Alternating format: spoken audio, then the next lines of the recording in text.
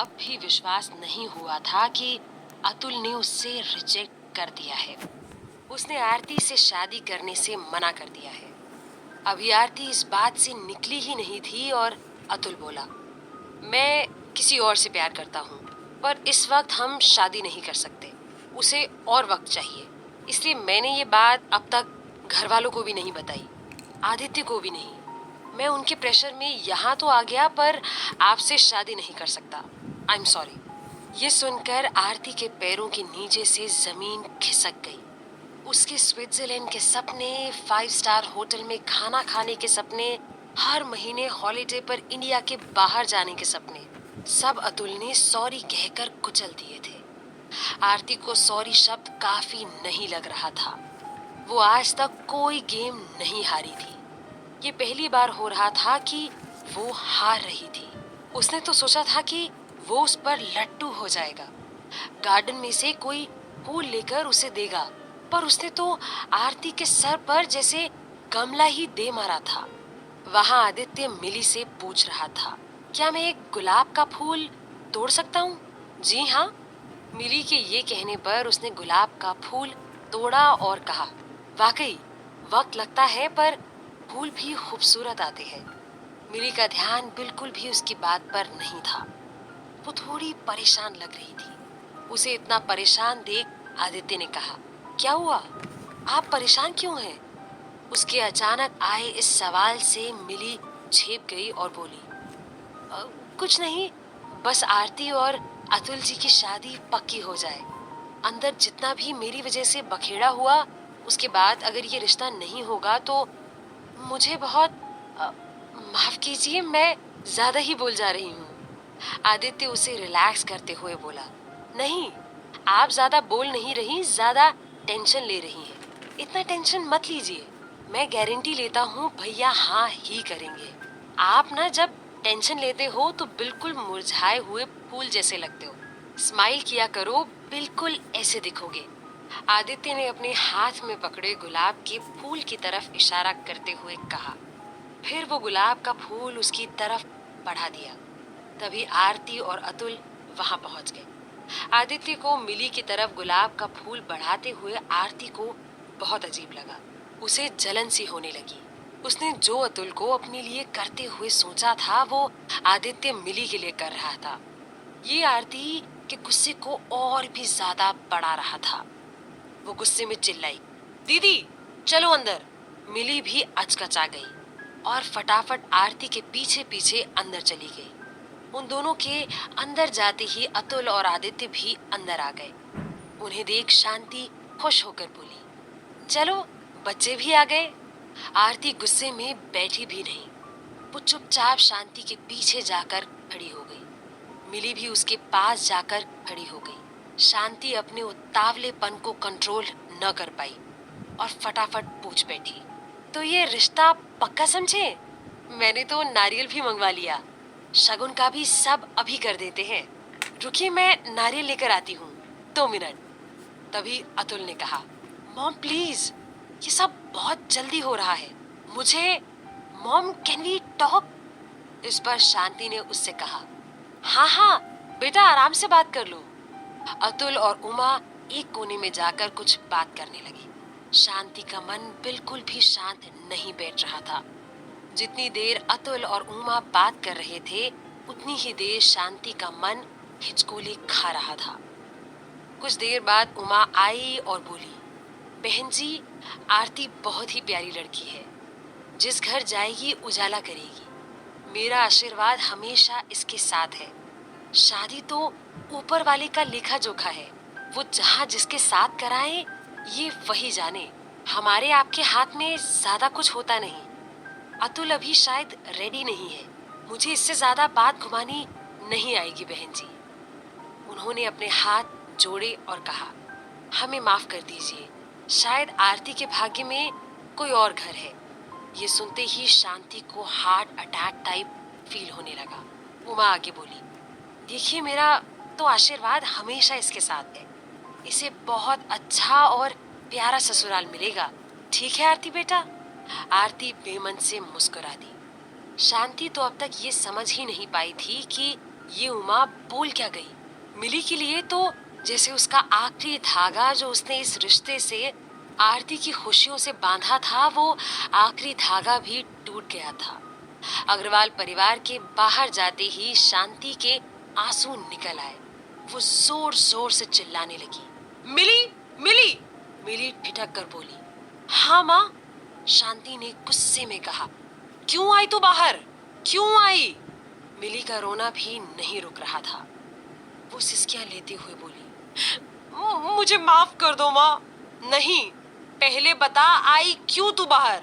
शांति ने पूछा तो मिली ने सिसकते हुए कहा, वो शक्कर रह गई थी तो। अरे मिली, शक्कर के लिए तूने अपनी बहन का रिश्ता तोड़ दिया? शांति की ये बात सुनकर मिली रोने लगी और बोली, माँ प्लीज, मैं तो चाहती थी कि कोई भी छोटी भी गलती ना हो जिससे सब कुछ उल्टा हो जाए। फीकी चाय और शक्कर तो। उसे बीच में ही काटते हुए शांति ने कहा, मिल गई शक्कर, कर दिया मुंह कड़वा सबका, अब खुश? ये सुन मिली और जोर जोर से रोने लगी। कोने में खड़ी आरती चुपचाप सब सुन रही थी। उसे पता था कि ये रिश्ता मिली की वजह से नहीं टूटा, वो रिजेक्ट हो गई है। उसे किसी लड़के ने रिजेक्ट कर दिया। ये बात वो सबके सामने एक्सेप्ट नहीं करना चाहती थी। ये बात सबके सामने कहना उसे अपनी इज्जत कम करने जैसा लग रहा। सो वो चुप रही और मिली की बेइज्जती सुनती रही। पर विनोद ये सब सुन पाए और बोले, चुप हो जाओ सब, पीछे ही पड़ गए हो मिली के। बच्ची रोई जा रही है, कुछ तो छोड़ो। शांति, तुमसे तो उम्मीद भी नहीं है। शांति उन पर भी चिल्लाते हुए बोली, हाँ हाँ, आपको तो बस बहाना चाहिए मेरी बुराई करने का। वैसे तारीफ वाला काम आपकी बेटी ने भी नहीं किया है। इसके आने से तो उठ ही गए सब लोग। कितनी मुश्किल से मैंने बात संभाली, फिर क्या हो गया? आरती, क्या हुआ था? तुम गए थे ना बगीचे में बात करने, क्या हुआ? क्यों मना किया उन्होंने? आरती हड़बड़ा गई।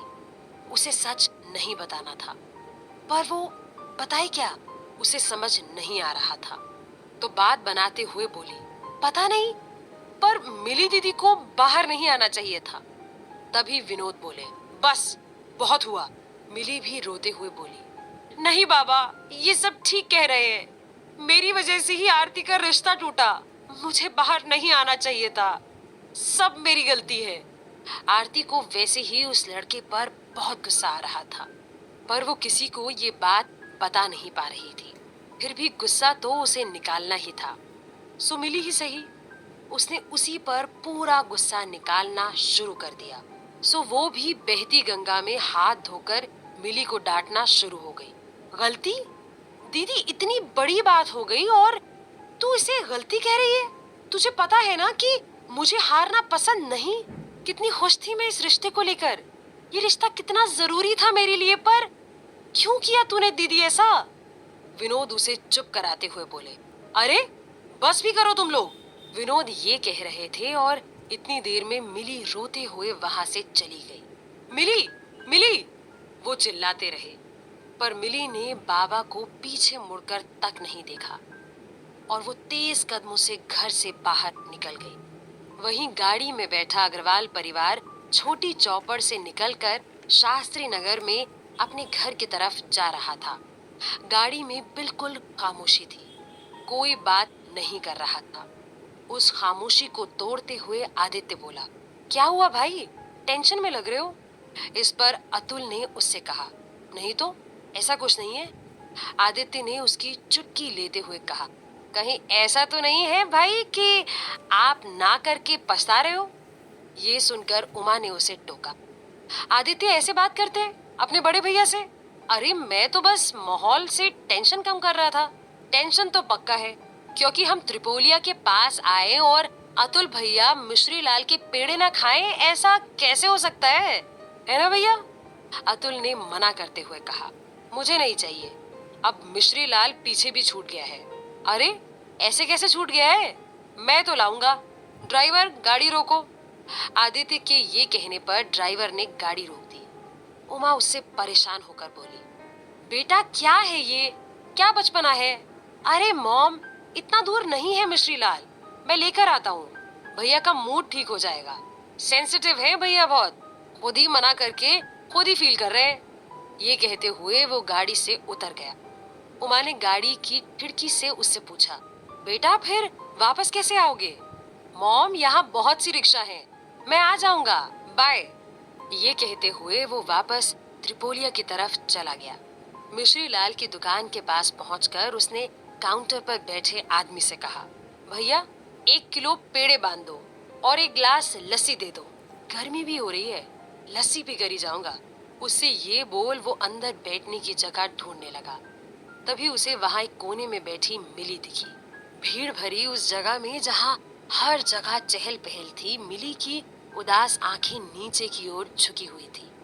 उन आंखों में इतना खालीपन था कि आदित्य के लिए उसके आसपास की भीड़ भी उसकी आंखों के खालीपन के आगे फीकी पड़ रही थी। आसपास की चहल पहल भी उसकी आंखों की उदासी नहीं भर पा रही थी। वो चुपचाप मिली के पास आकर बैठ गया, पर मिली वैसी ही बैठी रही। वो इतनी गुम थी अपने ख्यालों में कि उसे पता ही नहीं चला कि कब आदित्य उसके पास आकर बैठ गया। वो धीरे से बोला, उदास हैं आप? उसकी आवाज सुन अपने ख्यालों में गुम मिली थोड़ी ठिठक गई। तभी आदित्य ने कहा था ना मैंने, आप उदास मत होया कीजिए, बिल्कुल मुरझाए हुए फूल लगती हैं। मिली ने उसे देखा और नम आंखों से बोली, आपने तो ये भी कहा था कि आप गारंटी लेते हैं कि आपके भैया हाँ ही कहेंगे। फिर इस पर आदित्य ने सिर झुकाकर कहा, आई एम सॉरी, शायद आपकी सिस्टर के लिए भैया स्वीटेबल ना हो, उन्हें उनके हिसाब का कोई और बेहतर लड़का मिले। मिली ने लगभग रोते हुए पूछा, हमारे लिए तो यही बेहतर था। बेहतर क्या, बेस्ट था। तभी वहां वेटर आया और उसने टेबल पर आदित्य की ऑर्डर की गई लस्सी रख दी। आदित्य ने मिली से पूछा, आपने क्या ऑर्डर किया था? कुछ नहीं। ये सुन आदित्य वेटर से बोला, अरे ऐसे कैसे, भैया 1 गिलास लस्सी और लेकर आए मैडम के लिए। मिली चिढ़कर बोली, नहीं, मुझे नहीं चाहिए कुछ भी। आदित्य उसे शांत करते हुए बोला, ओके ठीक है, भैया आप 1 और गिलास लेकर आओ। ये सुनकर मिली ने गुस्से से उसकी तरफ देखा तो आदित्य उसे शांत करते हुए बोला, अरे बाबा, मेरे लिए भाई, मेरे लिए। पर आप एक बात बताइए, लोग उदास होने के लिए तन्हाई में जाते हैं, आप यहाँ भीड़ में क्यों? उसकी ये बात सुन मिली ने एक बार फिर गुस्से में उसकी तरफ देखा तो वो बात संभालते हुए बोला, I mean, हम किसी शांत जगह जाकर बैठे, यहाँ बहुत भीड़ है। नहीं, मुझे भीड़ पसंद है, यहाँ सब खुश हैं, किसी को नहीं पड़ी कि कौन रो रहा है, कौन उदास है। यहाँ मेरी उदासी को अटेंशन देने वाला कोई नहीं, सब अपने आप में गुम है। ये देखकर धीरे धीरे मेरी उदासी भी गुम हो जाती है, मगर अकेले रहने से बढ़ती है। मुझे इसे कम करना है, बढ़ाना नहीं, बस थोड़ा वक्त चाहिए इसे संभालने के लिए। मिली की ये बात सुनकर आदित्य ने लस्सी का सिप लेते हुए कहा, इंटरेस्टिंग। तभी वहां वेटर लस्सी का दूसरा ग्लास लेकर आया, जिसे देख आदित्य बोला, मैं आपके गम को कम करने का धांसू आइडिया बताऊं? इस ठंडी ठंडी लस्सी का सिप ले लीजिए, हेल्प मिलेगी, ट्रस्ट मी, बिल्कुल मजाक नहीं कर रहा। ये कहते हुए उसने वो लस्सी का ग्लास उसकी तरफ बढ़ा दिया।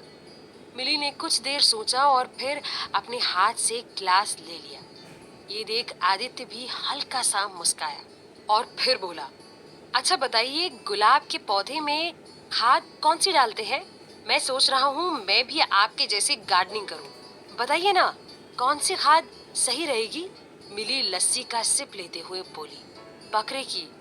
ये सुन लस्सी का घूंट आदित्य के गले में अटक गया, उसे हल्की सी खांसी आने लगी। मिली ने उससे पूछा, आप ठीक तो है ना? हाँ हाँ बिल्कुल, हमारा माली भी शायद यही खाद डालता था, पर फिर भी फूल नहीं आए।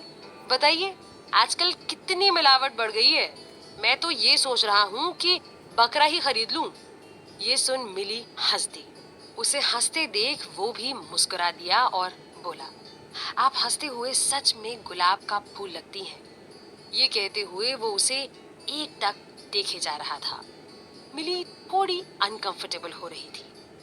उसने लस्सी का ग्लास वापस टेबल पर रख दिया और कहा, मुझे अब चलना चाहिए। वो उठी और वहां से जाने लगी। फिर अचानक मुड़कर बोली, थैंक यू। क्या आप भी लस्सी के लिए? Thank you?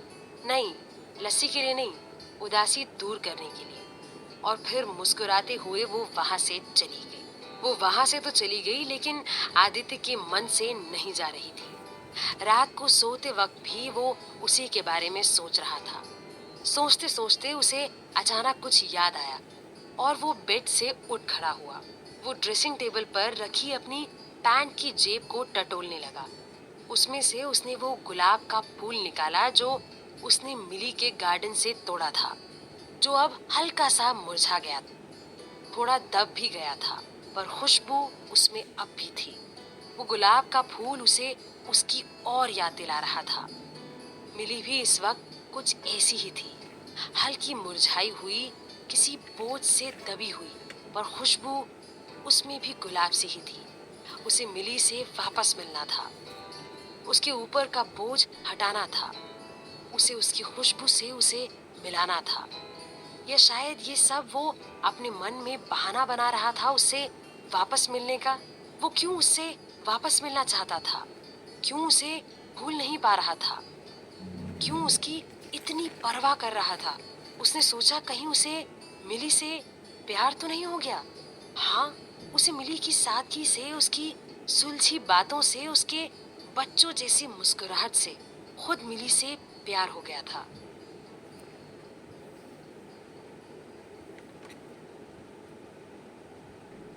सुबह सुबह आदित्य जल्दी तैयार होकर सीधा घर के बाहर जाने को निकला कि तभी पीछे से उमा ने पूछा, आदित्य, इतनी सुबह सुबह कहाँ जा रहे हो? आदित्य बहाना बनाते हुए बोला, वो ऑफिस के काम से। उमा ने हैरान होकर कहा, ऑफिस? लेकिन आज तो संडे है। हाँ, तो मैंने ऑफिस थोड़ी ना कहा, मैंने कहा ऑफिस के काम से जा रहा हूँ। ये बोल वो फटाफट वहां से निकल गया। उमा को थोड़ा अजीब लगा, पर उन्होंने ज्यादा ध्यान नहीं दिया। आदित्य एक्साइटेड होकर अपनी कार में बैठा और छोटी चौपड़ की तरफ निकल पड़ा। उसे मिली से मिलना जो था, वहां पहुंच उसने कार मिली के घर से थोड़ी दूर ही रोक ली। पर वो उसके घर नहीं जा सकता था। कल ही तो उसके भैया ने उसकी बहन का रिश्ता मना किया था। अब वो हंसते हंसते उसका घर में स्वागत नहीं करने वाले, और न उनके सामने वो मिली से बात कर पाएगा। तो वो मिली से मिले कहाँ?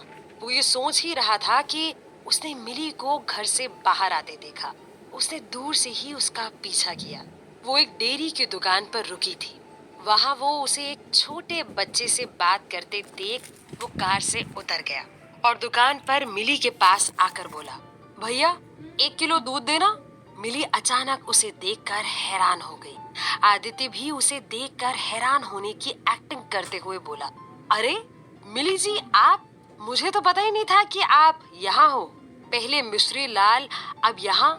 देखिए ना, किस्मत हमें बार बार मिला रही है। मिली ने उससे पूछा, आप यहाँ क्या कर रहे हैं? आदित्य बहाना बनाते हुए बोला, मैं तो दूध लेने आया था। अरे मैं तो रोज आता हूँ। वो तो आप पहली बार मिली यहाँ? मिली ने हैरानी से पूछा, रोज? शास्त्री नगर से त्रिपोलिया इतनी दूर आप दूध लेने क्यों आते हैं? आदित्य हिचकिचाते हुए बोला, मॉम को यहाँ का दूध बहुत पसंद है। ये सुन दुकान पर बैठा छोटू अपने पापा से बोला, वाह पापा, आपकी दुकान तो बड़ी हाई फाई हो गई है। शास्त्री नगर से लोग आ रहे हैं यहाँ, वो भी सिर्फ दूध लेने। उसके पापा ने उसे चुप रहने का इशारा करते हुए दूध की थैली आदित्य की तरफ बढ़ा दी। उसकी थैली लेते ही वो भैया बोले, अरे हमारी दुकान 80 साल पुरानी है, पुश्तों से चल रहा है गिरदारी दूध दही भवन। पूरे जयपुर में हमारे जैसा लच्छेदार मलाई वाला दूध कहीं नहीं मिलता। भाई साहब, थोड़ा पनीर भी पैक कर दूं? वो ये सब कह रहे थे और मिली वहां से जा रही थी। उसे जाता देख आदित्य भी उसके पीछे निकल गया। तभी डेयरी से भैया ने आवाज लगाई, भाई साहब दूध के पैसे। और आदित्य को वापस आना पड़ा। उसने जल्दी जल्दी में 500 का नोट उन्हें दिया और वहां से जाने लगा। ये देख भैया बोले, अरे ये बहुत ज्यादा है। कोई बात नहीं, आप बच्चे को चॉकलेट खिला दीजिएगा। ये कहकर आदित्य वहां से जा रहा था कि छोटू ने उसकी शर्ट खींची और इशारा करके कान देने को कहा। उसे देख आदित्य झुका तो छोटू ने धीरे से उसके कान में कहा, मिली दीदी अभी घर नहीं जा रही, वो पास के गोल पार्क में जा रही है। वो रोज दूध लेकर पार्क में चक्कर मारती है, फिर घर जाती है और शाम को 5 बजे दुकान पर मुझे पढ़ाने आती है। ये सुनकर वो उससे बहुत इम्प्रेस होकर बोला, वाह तुम्हें तो बहुत नॉलेज है। इस पर छोटू उससे बोला, वो तो ठीक है पर बदले में चॉकलेट के पैसे डायरेक्ट मुझे दो। आदित्य ने हंसते हुए अपनी पॉकेट से पर्स निकाला और कहा, आजकल की जनरेशन कमाल है, पापा को दिए काफी नहीं है। छोटू ने ना में सर हिलाया तो आदित्य ने उसे और पैसे दिए। छोटू मुस्का दिया और बोला, आप मुझे वाकई में अच्छे लगते हो, मैं अपनी तरफ से दीदी को सिफारिश कर दूंगा। मेहरबानी, कहते हुए आदित्य उसके सामने हाथ जोड़कर वहां से चला गया। वो गोल पार्क में मिली को ढूंढ रहा था।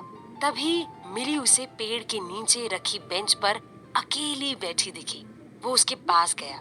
मिली ने उसकी तरफ देखा। उसे समझ नहीं आ रहा था कि वो बार बार उसे क्यों मिल रहा है। आदित्य भी उसी बेंच पर बैठा और बोला, मैंने आपसे झूठ कहा था, किस्मत नहीं खुद आया मैं आपसे मिलने। मिली ने हैरानी से पूछा, क्यों? तब उसने बताया, क्योंकि कल मैंने जो आपसे बात की वो कुछ अधूरी सी लगी, ऐसा लगा कुछ और भी सुनना बाकी है। मिली हैरान होती हुई बोली, मैंने तो सब बता दिया था, गुलाब के पौधे में कौन सी खाद पड़ती है, कितना पानी डालना है। नहीं, ये नहीं, तो क्या सुनना है आपको? आदित्य कुछ वक्त चुप रहा, फिर बोला, आप हमेशा इतनी उदास क्यों रहती हैं? क्या आप वाकई में कुंडली वगैरह में मानती हैं? मिली ने उसकी तरफ देखकर कहा, क्या फर्क पड़ता है मेरे मानने या न मानने से? जो है वो तो है। मेरी कुंडली में दोष मेरे ना मानने से चला तो नहीं जाएगा।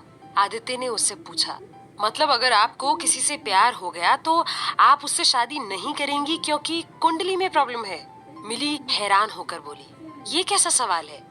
आदित्य ने बात संभालते हुए कहा, देखिए 3 साल बहुत लंबा टाइम होता है। वक्त एक बार निकल जाए तो वापस नहीं आता। आपको एक कुंडली जिसका कॉन्सेप्ट भी पता नहीं क्या है, उसके चक्कर में आकर वक्त नहीं बर्बाद करना चाहिए, क्योंकि वक्त बर्बाद करना मतलब जिंदगी बर्बाद करना। आप क्यों अपनी जिंदगी बर्बाद कर रही हैं? ये सुन मिली की आंखें नम हो रही थी, पर वो उसके सामने रोना नहीं चाहती थी। सो अपने दुपट्टे को थोड़ा ठीक करने के बहाने वो अपनी आंखें पोंछ रही थी। ये सब देख रहे आदित्य ने कहा, आई एम सॉरी, मेरा मकसद आपको रुलाना नहीं था, पर आपको इसमें से निकलना तो पड़ेगा ही। ये सब सुनकर मिली को बहुत अजीब लग रहा था। वो उससे इस तरह से क्यों बात कर रहा है, उसे समझ नहीं आ रहा था। आदित्य ने अपनी बात कंटिन्यू करते हुए कहा, मैं जब छोटा था तो एग्जाम में एक ही पेंसिल लेकर जाता था। मैं उसे अपनी लकी पेंसिल समझता था। मुझे लगता था कि मैं अपनी मेहनत से नहीं बल्कि उस पेंसिल की किस्मत से पास हो रहा हूँ। फिर एक बार मैथ्स के एग्जाम में मेरी वो लकी पेंसिल गुम हो गई। मैं बहुत रोया। बड़े बेमन से मैंने एग्जाम दिया। मैंने सोचा कि पक्का फेल होने वाला हूँ, पर रिजल्ट के वक्त पता चला कि क्लास में सबसे अच्छे नंबर मेरे आए थे। उस दिन मेरा भ्रम टूट गया। आपके मन में भी भ्रम है, उसे जितना जल्दी तोड़ेंगी उतना अच्छा रहेगा। मिली उसकी बातें ध्यान से सुन रही थी। उसने कहा, हर चीज भ्रम नहीं होती, हर चीज सच भी तो नहीं होती, चांस तो देना चाहिए उसे। उसकी ये बोलते ही वो उठ खड़ी हुई और वहाँ से जाने लगी। आदित्य ने उसे आवाज लगाई, मिली जी रुकिए एक मिनट। मान लिया कुंडली होती है, पर क्या पता आपकी कुंडली बनाने में कहीं कोई मिस्टेक हुई हो तो? मिली ने मुड़कर उसकी तरफ देखा और कहा, तो भी क्या? आप ये सब मुझे क्यों समझा रहे हैं? मैं खुद अपना ध्यान रख सकती हूँ। आपको मेरी इतनी चिंता करने की जरूरत नहीं है। आदित्य उसके पास आते हुए बोला, बात सिर्फ आपकी नहीं है, मेरी भी है। आपकी? मिली हैरान होकर उसकी तरफ देख रही थी। कुछ देर की चुप्पी के बाद आदित्य ने हिम्मत जुटाकर कहा, जी मेरी, मुझे आपके साथ कुल्फी खानी है। क्या? मिली के इस सवाल का जवाब देते हुए आदित्य ने पास खड़े कुल्फी वाले की तरफ इशारा करते हुए कहा, हाँ वो देखिए मटका कुल्फी, एक एक खा लेते हैं। कहते हुए वो कुल्फी वाले की तरफ चला गया। वो पसीना पसीना हो गया था। वो उससे अपने दिल की बात कहना चाहता था पर कह ही नहीं पा रहा था। तभी पीछे से मिली बोली, आप ठीक तो है ना? हाँ हाँ, एकदम फर्स्ट क्लास। कहते हुए वो फटाफट कुल्फी भी ले आया और फिर बोला, लीजिए लीजिए, पिघल जाएगी। मिली ने मना करते हुए कहा, नहीं, मुझे नहीं चाहिए। वो दो दो कुल्फी संभाल नहीं पा रहा था। देखिए मेरी शर्ट की स्लीव्स खराब हो रही है, एक ले लीजिए ना प्लीज। उसे परेशान होता देख मिली ने उसके हाथ से एक कुल्फी ले ली। आदित्य ने अपनी कुल्फी खाते हुए उससे कहा, अरे खाइए ना, नहीं तो आपकी ड्रेस भी खराब हो जाएगी। बह रही है, देखिए। कुल्फी वाकई में बह रही थी। उसका कुर्ता थोड़ा खराब हो रहा था। कुल्फी को पिघलता देख मिली ने भी फटाफट कुल्फी खाना शुरू कर दिया। उसे बच्चों जैसे कुल्फी खाते देख आदित्य को बहुत अच्छा लग रहा था। उसका सीरियस और मैच्योर साइड तो देखा था उसने, पर उसके अंदर के बच्चे को अब देख रहा था। अचानक मिली कुल्फी खाते हुए रुक गई और बोली, अजीब लग रहा है। आदित्य ने कुल्फी की बाइट ली और कहा, नहीं तो बढ़िया है कुल्फी। मिली ने अपने सर पर हाथ दे मारा और बोली, मैं कुल्फी की बात नहीं कर रही। आपके साथ इस तरह मुझे नहीं होना चाहिए। आपके भाई ने मेरी बहन का रिश्ता ठुकराया और मैं गार्डन में खड़े होकर आपके साथ कुल्फी खा रही हूँ, क्यों? आदित्य जो अपनी कुल्फी अब तक पूरी कर चुका था, उसने उसकी डंडी पास के डस्टबिन में डालते हुए कहा, पॉइंट तो है, आप मेरे साथ कुल्फी खा क्यों रही हैं? हम आपके हैं कौन? ये सुन मिली ठंडी पड़ गई। उसे कुछ समझ नहीं आया। वो अपने हाथ में पकड़ी कुल्फी लेकर डस्टबिन की तरफ गई और तभी आदित्य ने उसे रोकते हुए पूछा, ये क्या कर रही हैं आप? फेंक रही हूँ, नहीं खानी मुझे। मिली का ये जवाब सुन आदित्य ने कहा, तो मुझे दे दीजिए, मैं खा लूंगा। ये कहते हुए उसने मिली के हाथ से कुल्फी ले ली और उसे खाने लगा। तभी मिली बोली, अरे ये मेरी जूठी है। इस सवाल पर आदित्य ने मुस्कुराते हुए कहा, हाँ तभी तो ये ज्यादा मीठी है। उसकी बातों से परेशान होकर मिली मुड़कर वहां से जाने लगी। ये देख आदित्य ने उसे रोकते हुए कहा, मिली जी रुकिए, आप कुछ भूल रही हैं। मिली ने मुड़कर उसकी तरफ देखा। अब क्या? वो उसके पास आया और बोला, इतनी जरूरी चीज आप यहाँ कैसे छोड़कर जा सकती हैं? मिली ने हैरान होकर पूछा, कौन सी चीज? ये आदित्य ने अपने दिल पर हाथ रखा और बोला, ये। मिली के दिल की धड़कनें हल्की हल्की बढ़ रही थी। उसने धीरे से उससे पूछा, ये क्या? वो उसके थोड़ा और करीब आया और उस खाली बेंच की तरफ इशारा करते हुए बोला, ये दूध का पैकेट आप यहाँ बेंच पर छोड़कर घर जा रही थी। चाय कैसी बनेगी? कितना जरूरी है दूध। ये सुन मिली की धड़कनें वापस नॉर्मल हो गई। वो बेंच की तरफ भागी और उसने दूध का पैकेट उठाया। उसे जाता देख आदित्य ने उससे पूछा, आप फिर मिलेंगी ना? क्यों? अरे सवाल का जवाब सवाल। खैर आपको तो छूट है, आप कुछ भी कर सकती हैं, तो बताइए मिलेंगी? मिली मुस्कुराई और बोली, नहीं कभी नहीं। आदित्य ने मासूम सा चेहरा बनाकर कहा, अच्छा क्यों? इस नाचीज पर इतना जुल्म क्यों? मिली थोड़ा आगे चली गई थी। आदित्य भी उसके साथ साथ चलता हुआ उससे बातें कर रहा था। वो गार्डन के गेट की तरफ बढ़ते हुए बोली, आपके भाई ने मेरी बहन से शादी के लिए मना कर दिया इसलिए। इस पर आदित्य ने परेशान होकर कहा, ओफो, वो तो भैया ने किया, मैंने थोड़ी। सच बताऊं, अगर मैं भैया की जगह होता और आपकी बहन की जगह आप होती तो मैं बिल्कुल मना नहीं करता, सच्ची। ये सुनकर मिली के कदम रुक गए। उसने आदित्य की तरफ देखा और पूछा, क्या? वो बोला, हाँ मिली जी, मैंने भी आज तक ये किसी लड़की से नहीं कहा है, मुझे भी अजीब लग रहा है। पर मिली जी आप मुझे बहुत अच्छी लगती हैं। जिस तरह से आप पौधों का ध्यान रखती हैं, जिस तरह से आप अपने इमोशंस को भी इतना मैच्योरली संभालती हैं, जिस तरह से आप बच्चों जैसे हंस देती हैं, मुझे आपके बारे में सब कुछ अच्छा लगता है। ये सुनकर मिली गुस्से में उससे बोली, आपको पता है ना मेरी कुंडली में? आदित्य ने उसे बीच में ही काटते हुए कहा, हाँ बाबा दोष है, पता है, फिर क्यों? मिली के इस सवाल पर आदित्य उससे बोला, मैं कुंडली उंडली नहीं मानता, मैं आपसे प्यार करता हूँ। क्या आप मुझसे प्यार करती हैं? मिली ने उससे कहा, ये कोई खेल लग रहा है आपको? पता है कुंडली के अनुसार शादी होने के बाद मेरे पति को जान का खतरा होगा। समझ रहे हैं क्या हो सकता है? सोचिए अगर आपको कुछ हो गया तो। आदित्य बड़े रोमांटिक अंदाज में किसी मजनू की तरह बोला। चलिए कम से कम ये तो पता चला कि आपको हमारी परवाह तो है, पर अब तक ये नहीं बताया आपने कि आपको हमसे मोहब्बत है या नहीं। मिली ने चिढ़ते हुए जवाब दिया। आप समझिए मेरी कुंडली में। आदित्य ने फिर उसे बीच में ही टोक दिया। कुंडली भूल जाइए प्लीज, एक बार के लिए मान लीजिए आपकी कुंडली में कोई दोष ही नहीं है। अब बताइए आपका जवाब हाँ होता या ना। मिली चुपचाप वहाँ खड़ी रही, वो कुछ नहीं बोली। उसे इस तरह चुप देख आदित्य बोला, ठीक है, आई एम सॉरी, मैंने आपको इतना ऑकवर्ड फील करवाया। अब मैं आपको कभी तंग नहीं करूंगा, अब मैं आपसे कभी नहीं मिलूंगा। ये कहते हुए वो उदास होकर वहाँ से जाने लगा। उसे जाता देख मिली को अच्छा नहीं लग रहा था, पर वो कर भी क्या सकती थी, यही सही था। पर वो उसे इस तरह उदास भी नहीं देख पा रही थी, वो कश्मकश में थी। आखिर उसने आदित्य को आवाज लगा दी, आदित्य जी। ये सुन आदित्य के चेहरे पर मुस्कुराहट आ गई, पर फिर वो मुस्कुराहट को दबाकर पीछे मुड़ा और बोला, जी कहिए। मिली बहुत नर्वस हो रही थी, वो अपनी दुपट्टे की छोर को उंगलियों में फंसाए बोली, मैंने ना नहीं कहा। ये सुनकर वो बहुत खुश हो गया और बोला, मतलब हाँ है। मिली ने शर्माते हुए हाँ में सर हिला दिया। आदित्य जोर से बोला, वूहू करते हुए नाच रहा था।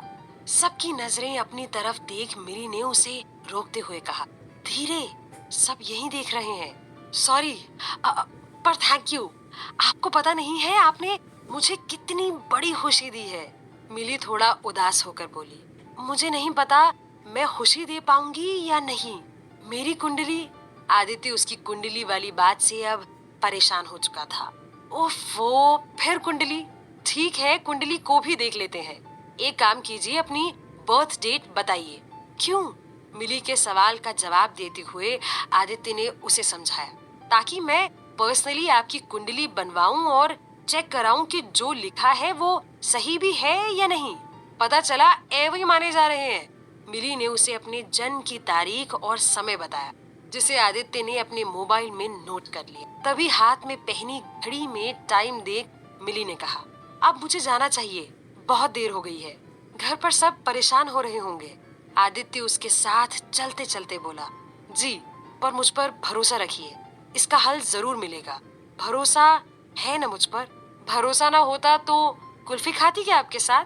ये कहकर वो वहाँ से मुस्कुराकर चल दी। उसे जाता देख आदित्य अपने आप से कहने लगा, कुंडली हो या ना हो, मिली तो मेरी है। उसके लिए मुझे कुछ भी करना पड़े चलेगा, पर मेरी शादी होगी तो सिर्फ मिली से ही होगी। आदित्य को घर आते आते शाम हो गई थी। उसके घर पहुंचते ही उमा ने उससे कहा, आदि कहाँ थे तुम? इतनी देर कहाँ लग गई? ना तो तुम ऑफिस के पास थे और ना ही किसी दोस्त के यहाँ। इस पर आदित्य ने थोड़ा चिढ़ते हुए कहा, मॉम, आपने मेरे दोस्तों को क्यों कॉल किया? उसका ये सवाल सुन उमा अपना गुस्सा दबाकर बोली, तुम बेटे हो मेरे, फिक्र होती है? उनकी आवाज में सख्ती सुन वो थोड़ा प्यार से बोला, मॉम, मैं अब बड़ा हो गया हूँ, आप इतनी टेंशन क्यों लेते हो? ठीक है, अब क्या, खाना खाओगे या चाय पियोगे? चाय पीते? मैं अतुल और डैड को बुलाती हूँ, तुम फ्रेश हो आओ। उनके ये बोलते ही वो अपने रूम में चला गया। शाम को अग्रवाल परिवार डाइनिंग टेबल पर इकट्ठा होकर बैठा था। रमेश बिजनेस की फाइल्स देख रहे थे, उमा उनके लिए चाय बना रही थी। अतुल भी उनके पास बैठा चुपचाप चाय पी रहा था। वहीं आदित्य हाथ में खाली चाय का कप लेकर मुस्कुरा रहा था। ये देख उमा उससे बोली, आदि तुम ठीक तो हो ना? आदित्य एक्साइटेड होकर बोला, हाँ मैं ठीक हूँ, बिल्कुल ठीक हूँ, एक्चुअली बढ़िया हूँ, बहुत बढ़िया हूँ। उमा ने चाय का कप रमेश को पकड़ाते हुए कहा, ऐसा क्या हो गया है कि एक्साइटमेंट में तुम्हें ये भी ध्यान नहीं रहा कि तुम्हारा चाय का कप खाली है? उनकी ये बात सुन आदित्य अपने हाथ में पकड़े कप को देख हंस दिया और फिर बोला, हाँ आज बहुत कुछ हुआ है और आपसे उस बारे में मैं बात भी करना चाहता हूँ। तभी सब आदित्य की तरफ देखने लगे, तो वो अपनी बात कंटिन्यू करते हुए आगे बोला। So ladies and gentleman, saris and pants. उसे अब भी मजाक करते सुन उमा चिढ़ गई और बोली, आदि प्लीज सीरियस होकर बताओ। ओके ओके मॉम, डैड, भाई, वो मैं शादी करना चाहता हूँ। ये सुनकर सब हैरान हो गए। उमा गुस्से में उससे बोली, मैंने कहा ना आदि, मजाक मत करो, सीरियस होकर बताओ। मैं सीरियस ही हूँ mom, I want to get married. Ramesh ने एक नजर उसकी तरफ देखा और कहा, बड़ा बेटा कहता है कि वो शादी के लिए रेडी नहीं है, छोटा बेटा उसी के लिए इतना उतावला हो रहा है। उमा उन्हें जवाब देते हुए बोली, आप अतुल को क्यों बीच में ला रहे हैं? उसने सही डिसीजन लिया। आरती उसे समझ नहीं आई तो ठीक है, वैसे भी इस तरह बातें छुपाना और एक्चुअली बातें नहीं अपनी बेटी को ही छुपा देना मुझे भी सही नहीं लगा। I am sure Shanti Devi ने ही ये सब किया था। ये सब सुन आदित्य की टेंशन बढ़ गई। वो अभी यही बताना चाहता था कि वो मिली से शादी करना चाहता है, पर उसकी माँ तो मिली के परिवार के बारे में अच्छा नहीं सोच रही थी। तभी अतुल आदित्य की तरफ देखकर बोला, तेरा मुंह क्यों उतर गया अचानक? तू आगे बता, किससे शादी करना चाहता है? ये सुन उमा भी हंसते हुए बोली, मुझे पता है आदि क्या कहेगा, ऑब्वियसली भाई, लड़की से। ये सुन सब हंस पड़े सिवाय आदित्य के। उसे इतना सीरियस देख अतुल ने पूछा, क्या हुआ आदि, सच में कुछ सीरियस है क्या? बता दे। आदित्य ने एक लंबी सांस ली, आंखें मीची और फिर बोला, मुझे मिली से शादी करनी है। ये सुनकर सब हैरान हो गए। अतुल ने एक बार कंफर्म करने के लिए उससे पूछा, वो आरती की बहन मिली? तो आदित्य ने शर्माते हुए हाँ में गर्दन हिला दी। ये देख उमा का पारा चढ़ गया। उन्होंने लगभग चिल्लाते हुए कहा, आदि क्या तुम पागल हो गए हो? उस फैमिली से क्यों रिश्ता जोड़ना चाहते हो तुम? वो थोड़ा सीरियस होकर बोला, मॉम, मैं प्यार करता हूँ मिली से। ये सुन उमा ने अपने सर पर हाथ रख दिया और बोली, प्यार करता हूँ? आदि please, I will not entertain any फिल्मी ड्रामा। ये ड्रामा नहीं है मॉम, ये सच है। मैं मिली से प्यार करता हूँ और उसी से शादी भी करूंगा।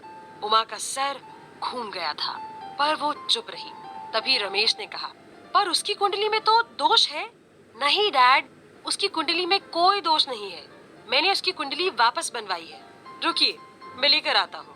ये कहते हुए वो उठा और अपने कमरे की तरफ चला गया। उसे जाता देख उमा बोली, इसके पास कैसे आई उसकी कुंडली की डिटेल्स? ये मिली, इसे मिली कहाँ?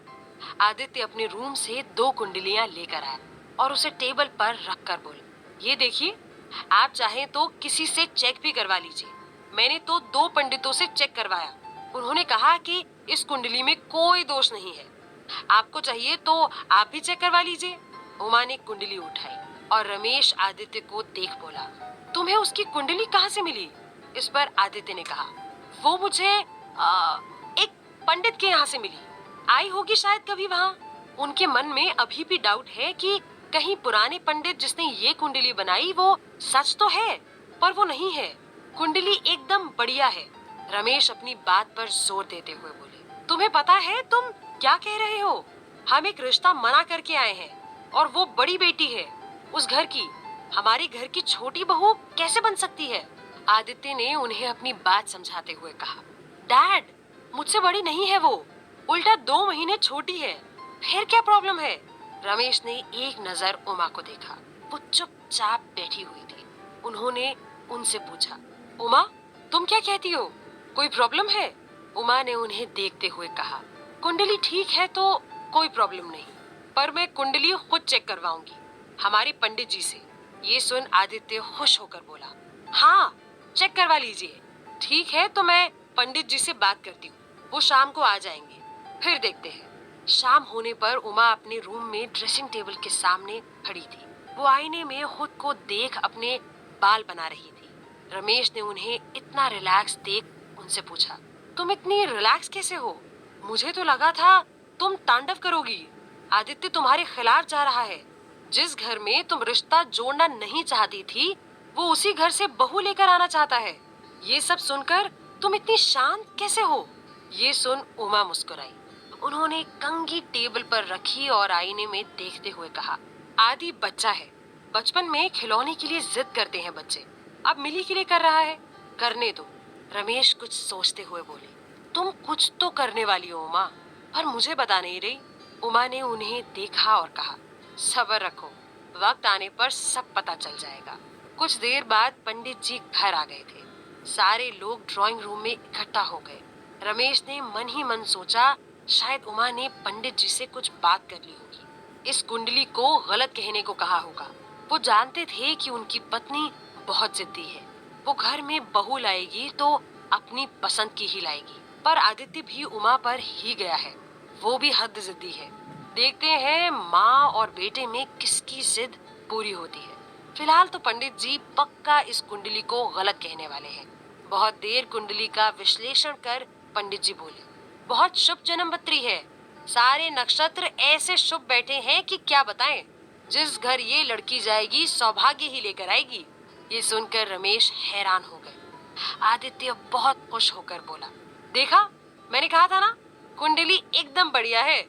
उमा ने पंडित जी से पूछा, पंडित जी, ये हमारे बेटे के भविष्य का सवाल है, क्या वाकई में इस कुंडली में कोई दोष या जान का खतरा तो नहीं? इस पर पंडित जी बोले, नहीं, आप निश्चिंत हो जाइए, कोई दिक्कत की बात नहीं है। उमा के चेहरे पर हल्की सी परेशानी दिख रही थी, लेकिन फिर भी वो बोली, ठीक है। वहीं आदित्य की खुशी का ठिकाना ही नहीं था। उसने खड़े होकर कहा, थैंक यू पंडित जी, आपके मुंह में घी शक्कर।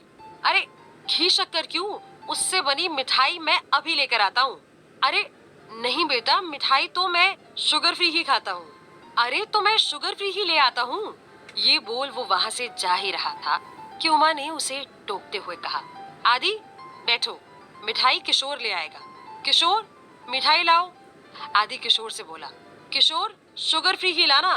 अतुल ने उसे कॉन्ग्रेचुलेट किया तो उमा ने उसे टोका और कहा, अभी से ही कॉन्ग्रेचुलेशंस क्यों? इस पर आदि बोला, मॉम, सब ठीक तो है ना? आपने कहा था कि अगर कुंडली में कुछ नहीं होगा तो आपकी हाँ है। उमा ने मुस्कुराते हुए बोला, हाँ बेटा, मेरी तो है, लेकिन क्या मॉम? हाँ सिर्फ मेरी तरफ से नहीं, लड़की वालों की तरफ से भी होनी चाहिए, तो ही शादी होगी ना।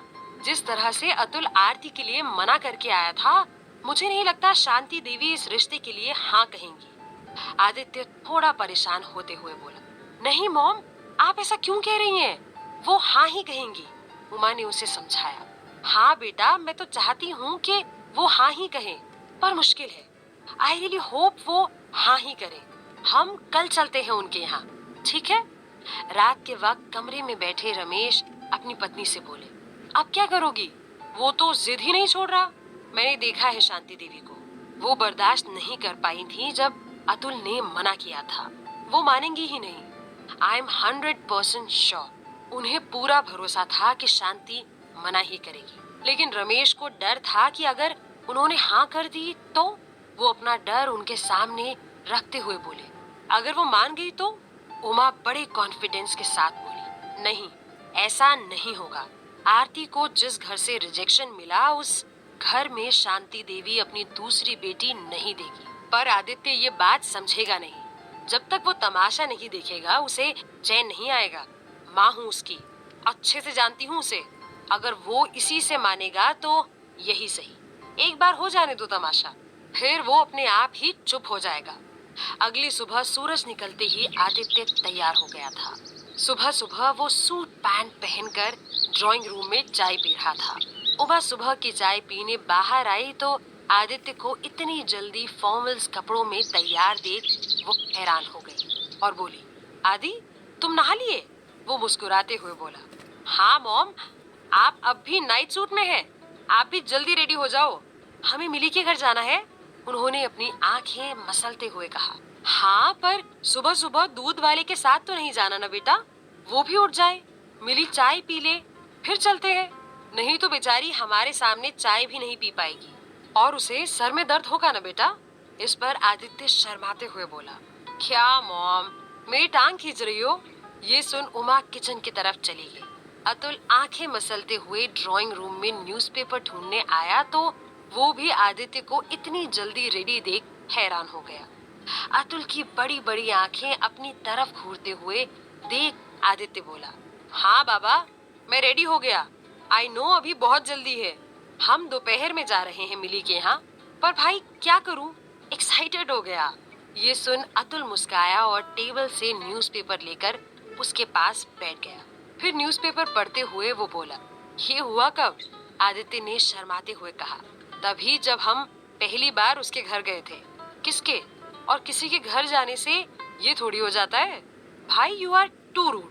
प्यार तो कभी भी हो सकता है ना? उसकी बातें सुन अतुल ने न्यूज़पेपर से अपनी नजर हटाई और बोला, प्यार? मैं स्टॉक मार्केट की बात कर रहा हूँ। न्यूज़पेपर में आया है आज ही मेहता एंड सन्स कंपनी के स्टॉक्स कम हो गए हैं। ये कैसे और कब हुआ? आदित्य ने अपने सिर पर हाथ रखा और कहा, भाई आप कितने अनरोमांटिक हो। आपकी बीवी को आपसे बहुत कंप्लेंट्स होने वाली है। अतुल ये सुन हंस पड़ा, पर फिर किसी सोच में डूब गया। वो अपनी गर्लफ्रेंड प्रोमिला के बारे में सोच रहा था। काफी वक्त हो गया था उसे उससे मिले। घर पर भी अब आदित्य की शादी के बाद उसकी शादी की बात जोर और पकड़ेगी। अब उसका प्रोमिला से इस बारे में बात करना बहुत जरूरी हो गया था। दोपहर होते ही आदित्य ड्राइंग रूम में इधर उधर चक्कर मारने लगा। उमा डाइनिंग टेबल पर प्लेट्स रखते हुए उसे देख रही थी। कुछ देर बाद वो आखिर बोल पड़ी, बेटा खाना खा लो, बाद में चक्कर मारना। कुछ पेट में डालोगे तो डाइजेस्ट होगा ना? इस पर आदित्य उनसे बोला, नहीं, खाना खाने के बाद तो सीधा जाना है, फिर टाइम नहीं है। उमा ने मुस्कुराते हुए उससे कहा, खाना खाने के बाद टाइम नहीं मिलेगा, इसलिए खाना खाने से पहले ही चक्कर लगा रहे हो। माँ, मैं नर्वस हो रहा हूँ, उमा उसे समझाते हुए बोली। डोंट वरी बेटा, रिलैक्स, आओ लंच कर लो। उनके ये कहने के बाद वो खाना खाने बैठ गया। खाना खाते वक्त उमा अपने ही ख्यालों में गुम थी। वो जैसे अपने आप से मन ही मन कह रही थी, सॉरी बेटा, ऐसा लग रहा है मैं तुम्हारे साथ गलत कर रही हूँ, लेकिन ये करना भी जरूरी है। मैं नहीं चाहती तुम्हारी शादी उस सर्कस में हो जहाँ रोज कोई नया ड्रामा चलता रहता है। पर देखो ना, तुम्हारी वजह से हम वहाँ जा भी रहे हैं। ये बात भी कम नहीं है, वहाँ जाना हमारे लिए बेइज्जती है। वहाँ जाकर जो हमारी बेइज्जती होगी वो अलग। बच्चों के लिए क्या क्या करना पड़ता है। उमा इन्हीं सब ख्यालों में थी कि आदि बोला, मॉम, मेरा तो हो गया खाना, भाई ने भी खा लिया। I think we should go now. उसका उतावलापन देख उमा मुस्कुराई। आदि भागता हुआ गेट की तरफ चला गया। ये देख वो खुद से बोली, चल उमा, इस उम्र में ये तमाशा भी देख लेते हैं। Let's see what that circus has for us today. कुछ ही देर में अग्रवाल परिवार कार में बैठ आज फिर एक रिश्ता लेकर मिली के घर के लिए निकल गए थे।